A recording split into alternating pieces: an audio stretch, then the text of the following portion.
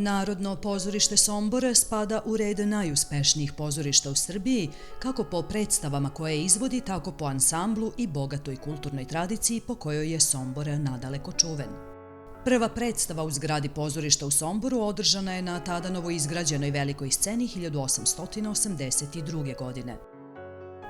Na 100-godišnjicu pozorišta izgrađena je i mala scena Studio 99, čije gledalište ima 99 mesta. Somborsko pozorište bilo je dom najznačajnijih domaćih i svetskih pozorišnih klasika, a na njegovim daskama režirali su najistaknutiji reditelji svoje generacije.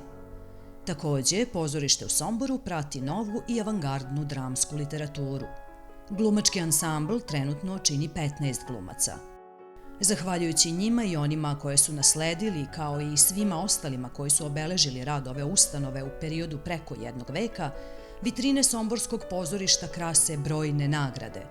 A koliko je ljudi dolazilo u Sombor da vidi neku od predstava, toliko je i pozorište išlo u posetu širom Srbije i za sobom ostavljalo najlepše utiske o svom rodnom gradu. Somborska publika beskrajno je zahvalna na ovom kulturnom biseru i to iz godine u godinu dokazuje punim salama i aplauzima koji se pamte.